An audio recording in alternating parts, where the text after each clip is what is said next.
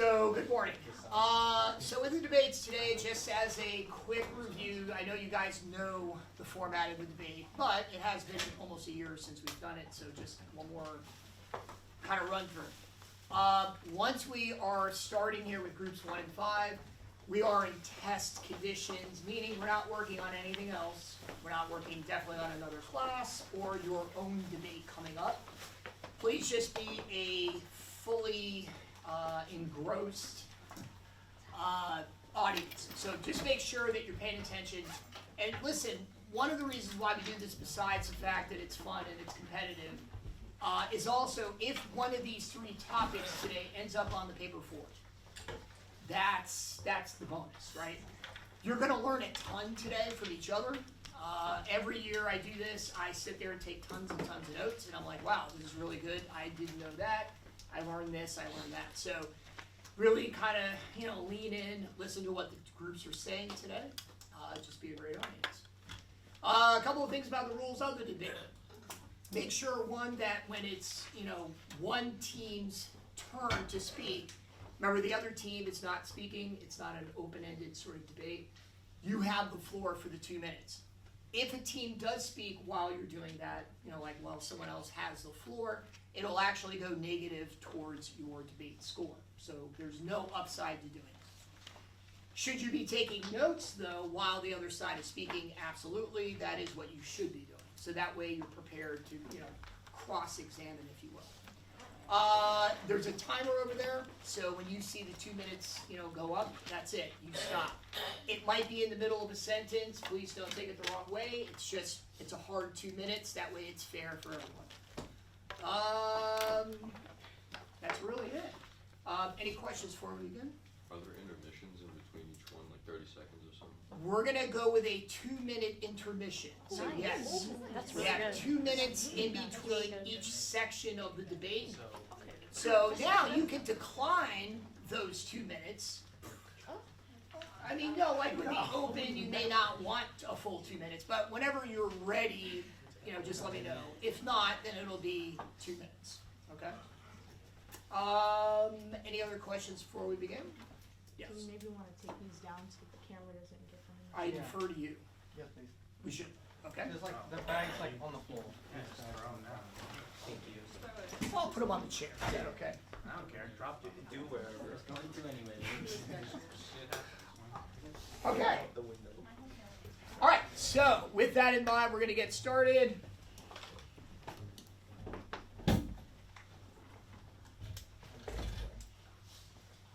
Okay, also, I will, at the beginning of each debate, go over the prompt. That way you know what you are listening to. And, you can score it on your own little scratch piece of paper if you want.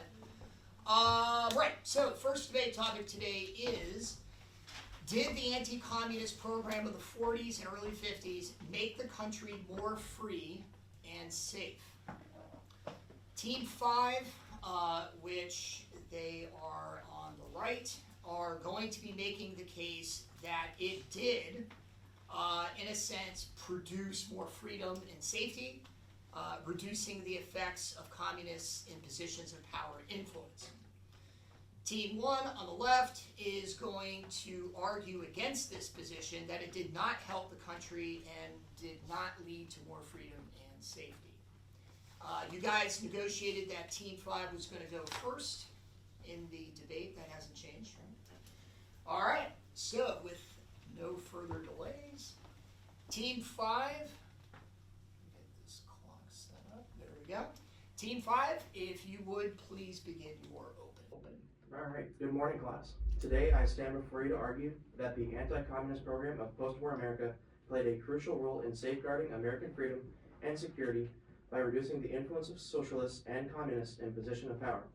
Through meticulous investigations and lawful imprisonments, the program effectively protected our nation from internal threats. For example, Alger Hiss, a State Department official, was convicted of perjury for lying about his espionage activities for the Soviet Union. This conviction was solidified by the Pumpkin Papers, provided by Whitaker Chambers, a senior editor at Time magazine, who admitted to being part of the communist underground. These documents were in a pumpkin and contained microfilm of classified documents irrefutably proving his guilt. Similarly, Elizabeth Bentley, a defected Soviet spy, alerted U.S. authorities to numerous government officials involved in espionage. The House Un-American Activities Committee, or HUAC, led by Richard Nixon, was instrumental in exposing communists within Hollywood, government, and military sectors. The Hollywood blacklist, while controversial, targeted individuals proven to have communist affiliations such as Dalton Trumbo. This helped prevent the spread of communist ideas through influential media channels. There is a shared misconception that anti-communist targets innocent individuals. In reality, it focused on those with verified communist ties or those actively working against American principles. I leave you with a note by famed historian Richard Gid Powers. He says that although the Communist Party did not provoke the repression visited upon it, its policies and practices could be seen as providing some justification for McCarthyism.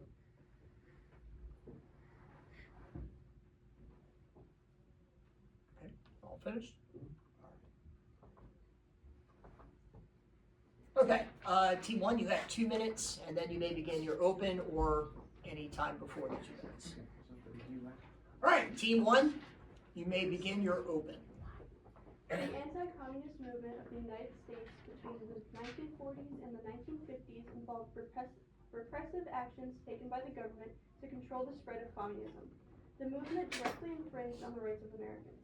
The First Amendment of the U.S. Constitution, put in place centuries prior in 1787, states the government may not put any laws into place restricting the free exercise of speech, assembly, or petition of the government. In 1954, the United States Congress passed the Communist Control Act, criminalizing membership or association with communism by American citizens. To limit the popularization of the American Communist Party, the government thus limited the freedoms of American citizens.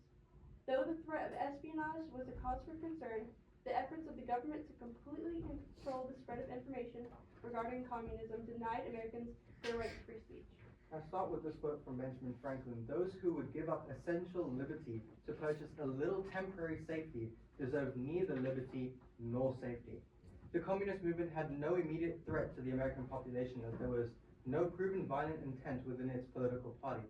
Therefore, the repression of this communist party was highly debated.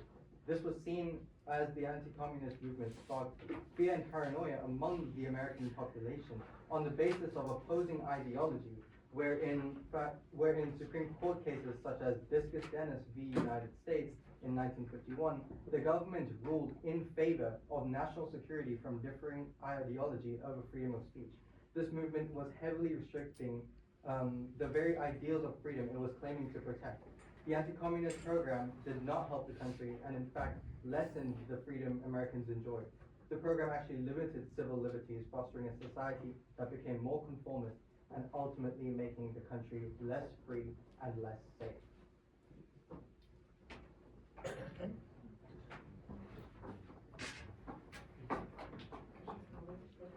All right, team five, you have 2 minutes, and then you may begin your counter.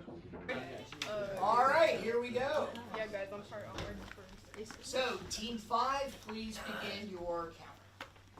Many previous presidents, such as Truman, have promised to always take action to contain communism when it's needed. When it became apparent that communism was acting within America, and it was the government's duty to act against it to its best ability. The opposing side has expressed that it was limiting freedom at the point by the government, but by the government advocating against freedom, they were working for democracy and the overall freedom of the people. If they had not instilled the idea into the American people that communism was wrong, they would be allowing the ideology to spread unapologetically, and eventually the American people wouldn't have had the same freedoms as they have in a democracy. Okay, well, first of all, you guys started bringing up Benjamin Franklin and stuff. It's not the 1700s anymore. Like, times have changed, and also in the Constitution, you guys are bringing up the First Amendment, they left a lot of stuff open so the government could evolve to newer times and adapt to newer threats. And you guys also talked about limiting, like, civil liberties and stuff, and, like, political movements. So the, anti-communism helped bring America up because we wanted to appear more free to the world in terms of, like, desegregation and women's right to vote. We started bringing that up more to appear more free. And you guys also talked about communists not being a threat to America. Well, they were, because they were trying to steal nuclear secrets from our project, what's it called, Trinity test and stuff, to bring back to Russia to become a nuclear superpower. And that is a huge threat to the United States. And on top of that, with your Supreme Court case, we also have a New York Supreme Court case that also ruled in favor of getting communist teachers out of schools. So the government was super, super against anti-communism. And this in general, that just made our sentiment huge.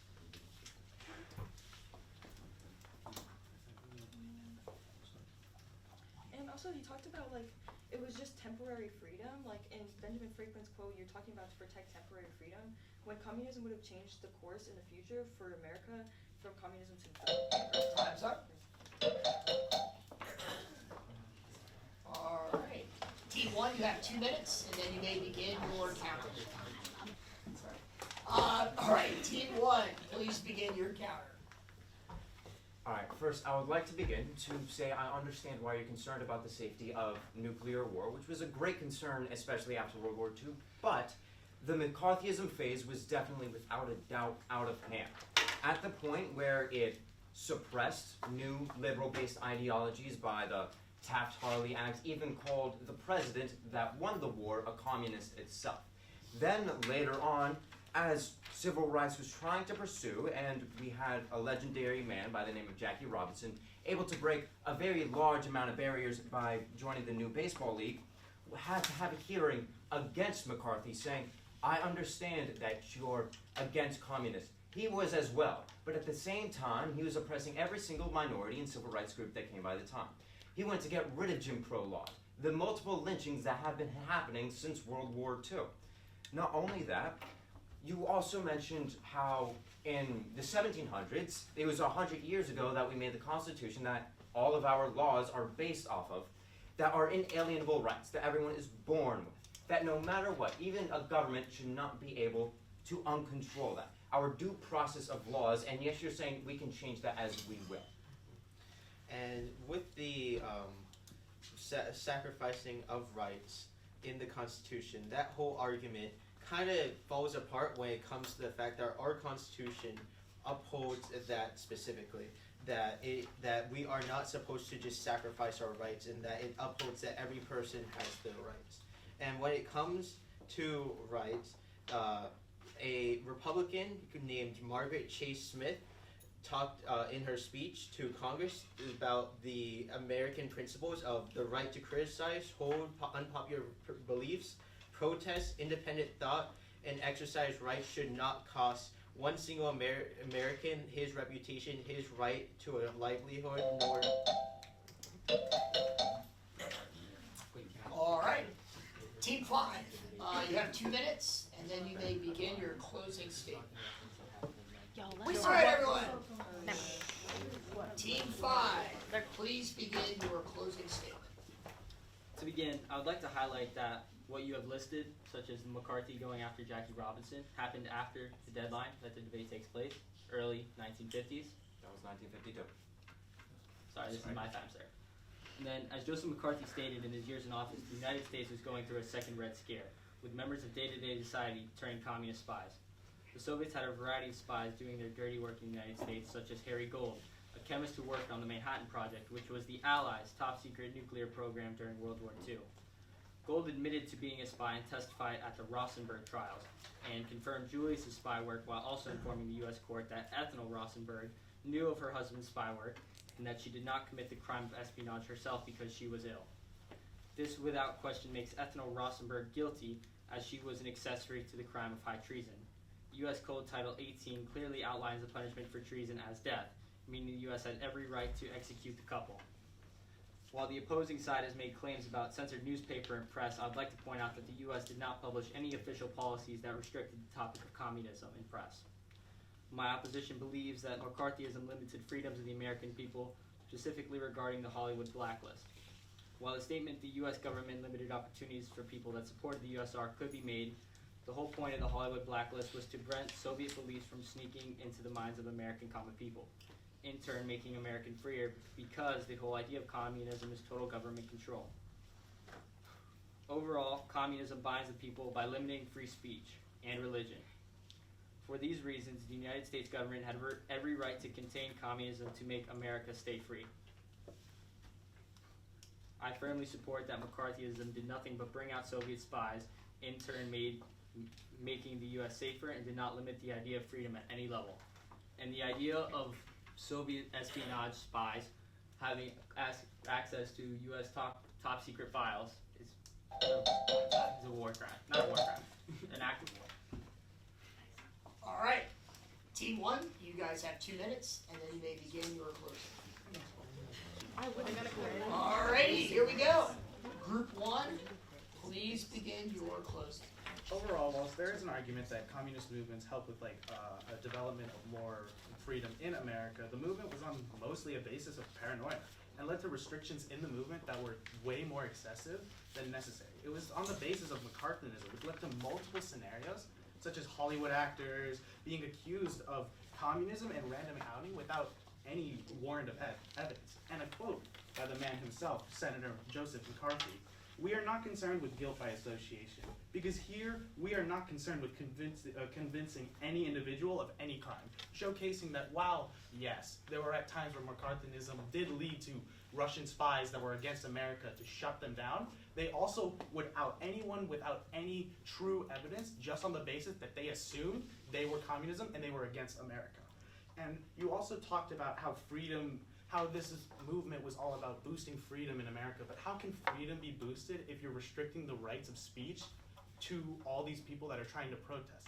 And even then, on this basis of logic, you're talking about only the situations where this McCarthyist movement was only used on the basis of catching just the Russian spies. What about the multiple cases of individuals being caught and outed when they had no association and it was found out later they were not guilty of what they were charged? That still happened way more leagues above what actually, the amount of spies that were actually called. This leads to the perspective that while America intended to increase freedom with an anti-communist movement, it led to their own downfall, causing an amount of greater damage by a collateral effect of them only shutting down the people that they thought that was in a communist movement without proper basis of elaboration and evidence. And this allowed individuals to be wrongly accused and charged because they were on a basis of suspicion without any proper prosecution or charges that could barely convince them as a communist party.